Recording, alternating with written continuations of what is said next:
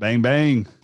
DFS Dads bringing you PGA. We got the first full event of the season, the Sony Open. Go ahead and welcome Dustin in. What's going on, brother? Not much, man. It's snowed here in Central Texas a lot for us, so I got the beanie on.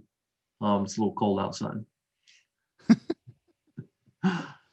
All right. For those of you who are not a part of the movement, I don't know if y'all have been paying attention to our socials, but we murdered it yet again this weekend. So go ahead, dfsdads.com/join. Use promo code Price or Dustin. Hop on in. Follow us on the socials at the DFS Dads on Facebook and Twitter. And now let's go ahead and hop on into the course.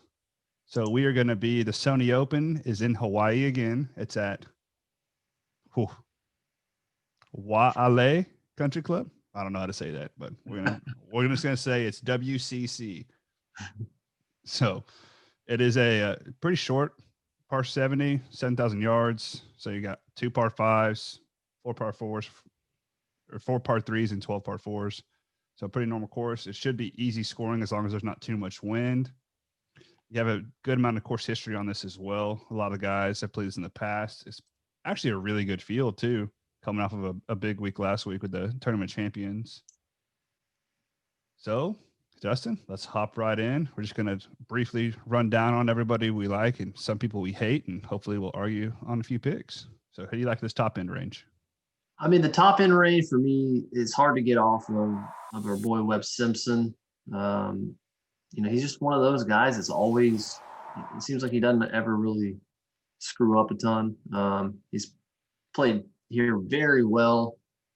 A myriad of top 10 finishes. I think he got third last year. So obviously he's the highest price golfer, but I think you get your bang for your buck for him. You know what he's going to do. Expect a top 5 finish, and obviously he can win it. The guy I hate the most is the guy that did the worst last week, Hideki.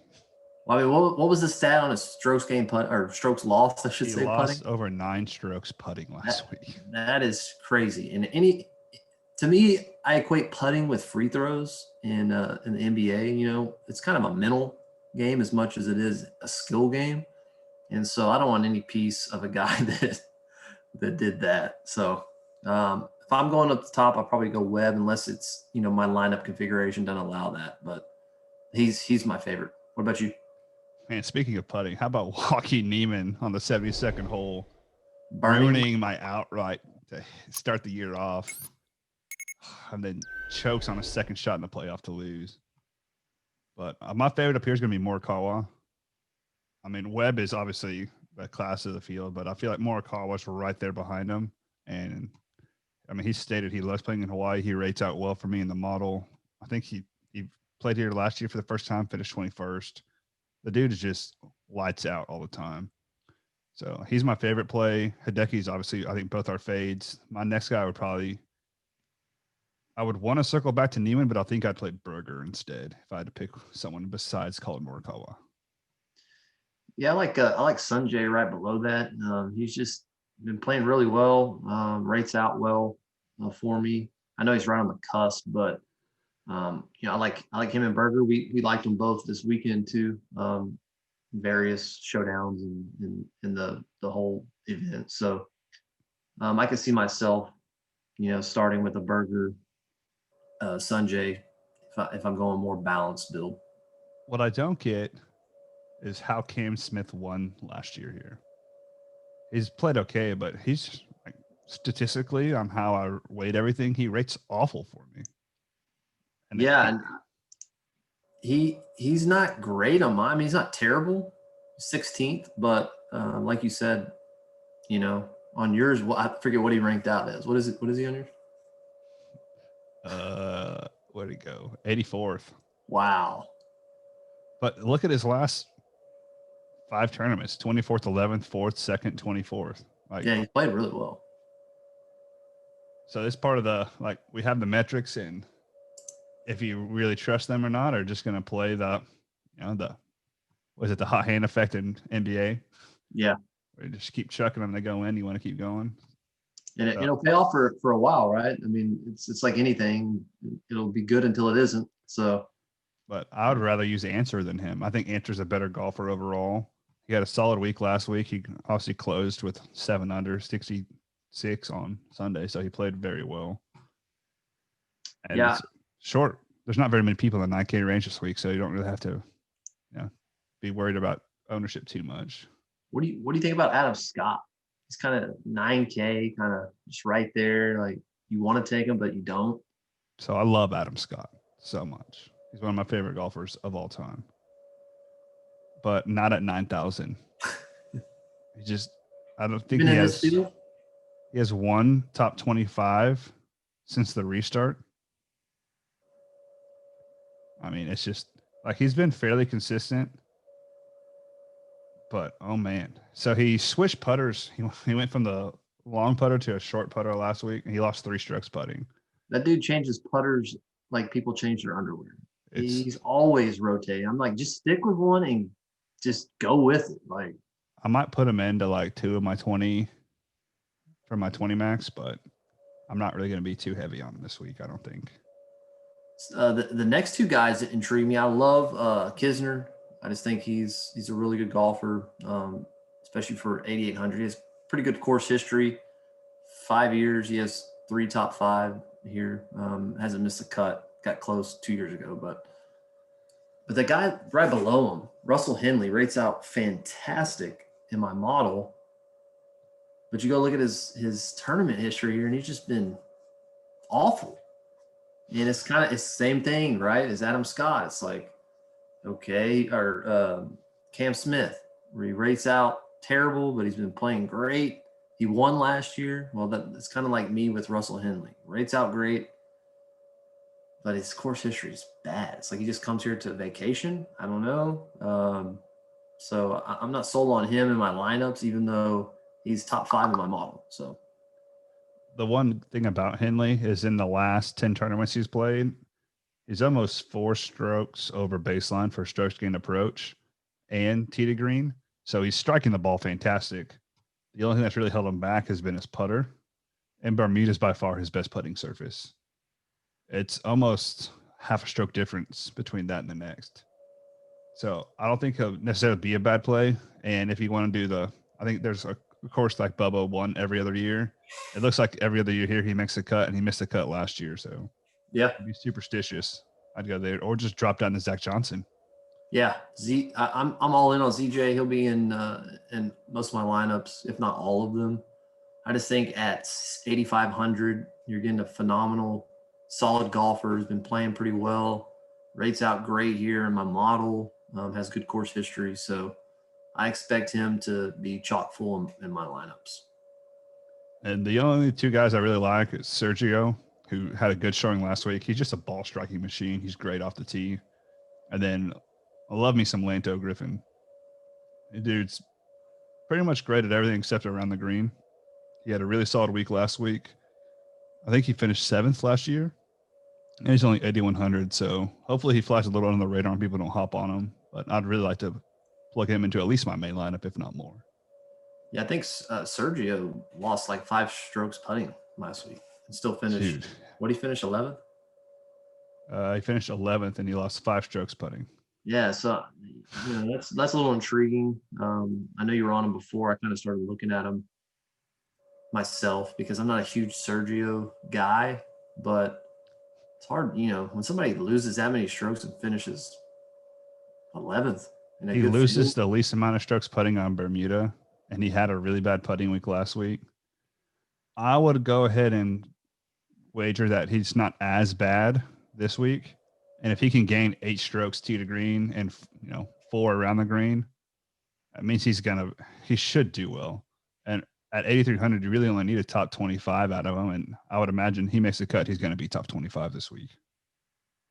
What about your boy Brendan Todd? You just skipped right over him like it didn't matter. He doesn't, not this week. Yeah, I don't like him either, but we say that and he'll probably, finish top 15. Then we'll ride him in showdown. That's what he does to us. Anybody else in this lower 8s stick out to you? I mean, Howell. I don't know if I'll actually use him. He has fantastic course history here.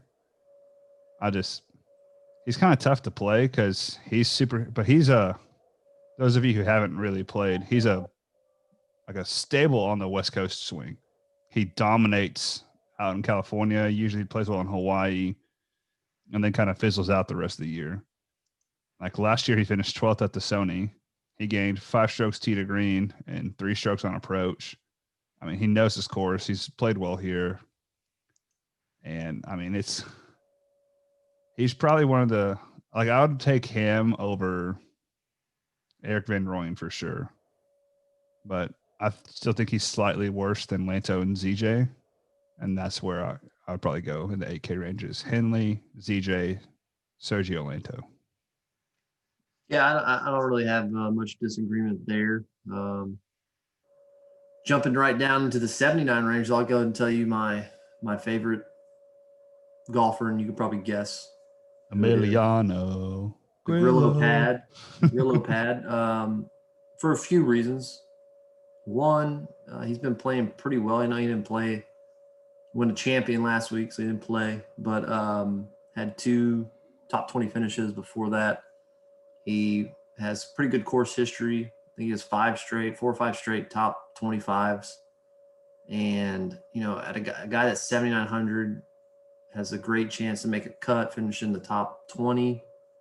You know, I'm all about that, especially being the cash core guy that I am. I just feel like he offers a lot of stability at that price. And, you know, he's really not much of a risk if you look at all the metrics of him coming in, his metrics for the course, and then his course history. So I really like the Grillo pad this week.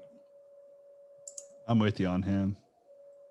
He always rates out very well.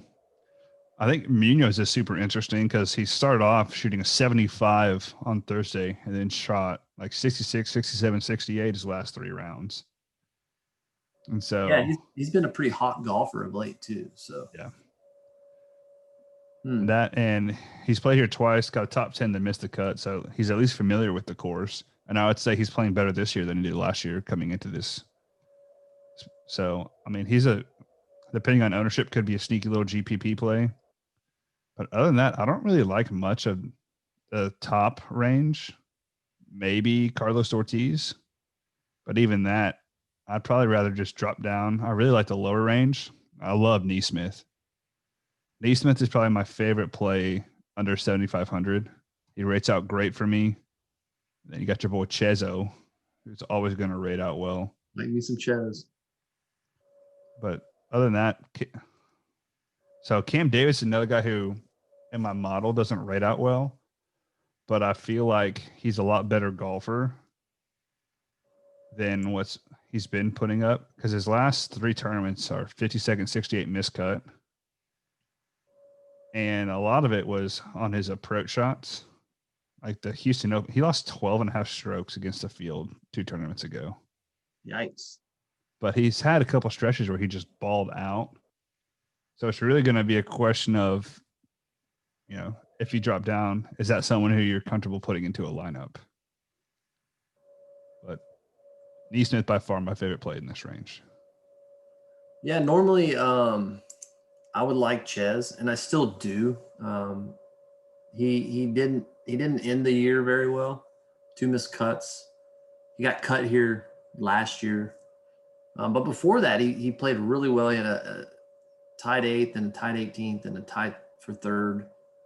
So the course history is there as far as, you know, him playing well, and he's pretty good at everything in golf besides putting. So I feel like, you know, you give a guy that can, you know, maybe get hot with a putter and at his price point can, you know, finish up there with the big boys. You know, if that putter gets hot, you know, everything else he's pretty solid in. So might take a risk on him, maybe my single entry or something like that.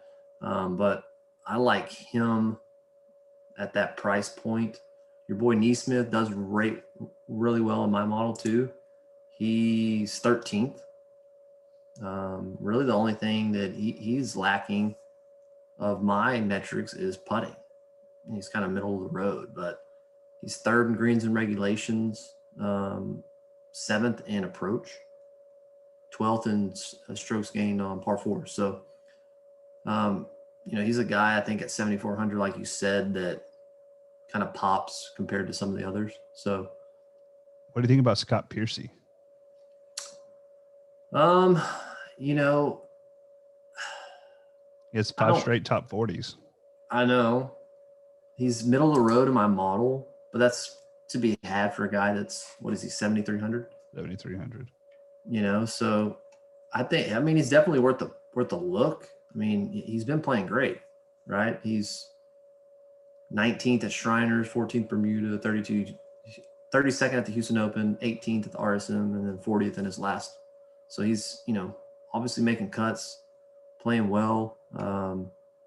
So yeah, I mean, I don't dislike him. When I get down here, I try to dig a little deeper into the stats and figure out who I think is going to give me the best opportunity to not only make a cut, but finish in the top 25. It's kind of my outlook. Anybody else you like down in this range? I always like Sepp. He's a guy that can score. He the 7,100. I feel like a guy that has some firepower, some pop that can make some moves. Might be more of a showdown guy depending on how he does, but he's intriguing to me. Yeah, that's really about it for me in the 7K range. Then we get into the dicey range of the 6Ks. Your time to shine. We call this the price range because he has all the little tidbits that I don't. That comes with playing every single golf event for the last 4+ years on DraftKings. And he does Corn Ferry tournaments too, I guess. Hey, got a lot of time on my hands apparently. I really like Brian Stewart up at the top at 6,900. He rates out well. He has good course history too. So that's someone who, I mean, if you're going to drop down to this range, so really all you want is a made cut. Yeah. But Stewart, I mean, he's missed 4 out of his last 6 cuts, but that's kind of, he rates out well. So, and has, with the history, it's just kind of, I don't know if I can pull the trigger on him. We've talked about Malnati a little bit, who we used quite a bit last season to make us some money. Doug Gim also rates out very well for us. Yeah. He didn't play well here last year, but I mean, all the metrics looks like he's going to be a good play. The guy I was on last week who didn't play as well as I thought he would was Andrew Landry, who at 6,700 actually rates out extremely well for me. So I think he's going to be worth a flyer. He's got 3 straight cuts though here. It's always a little worrisome, but it's like we said, it's a year-to-year thing sometimes, right? The guy can be playing lights out, and it doesn't matter if he's missed every cut before. It's a different ball game. And he got to play last week. So usually this is the first event of the season for people. So I think getting to play and the TOC last week is going to be good for him. Then you got some really interesting guys down here that are a little bit lower, like Adam Schenk, Vaughn Taylor, Will Gordon. They all rate out very well. Jim Herman rates out well. Got Sung Kang at 6,400. And then down at the bottom, I really want to see where DJ Mafu comes in. He got in the Monday queue today. I used him a few times and made some money last year off of him when he queued in. So I want to see what his pricing is. So I think he's going to be in the lower 6K range. And then really the only other person I would look at would be Roger Sloan. He's 6,500. He seems to do well in these kind of events where you need a decent score. That's really about it. Maybe Robert Streb. I almost wrote him up last week, and last second I swapped him out for Wawrinski. I think they ended up right about the same, but you got to remember down in this range, it's all a crapshoot. Yeah. He fired off round 1, didn't he, Streb? Mm-hmm. Like 6 under first round. Yeah. So yeah, I mean, for me, I'm probably like most weeks. Try to do a more balanced build because I play more cash, but so I probably won't touch anybody under 7 for sure, which I have no problem with because I don't know them as well as you do. But maybe I'll take a flyer on Defu or however you say his name in a GPP. All right. Well, that's going to wrap it up for the Sony. We will have some showdown picks for you guys throughout the week. If you followed us last week, you made some money. Let's look to do it again. And we'll see you guys soon.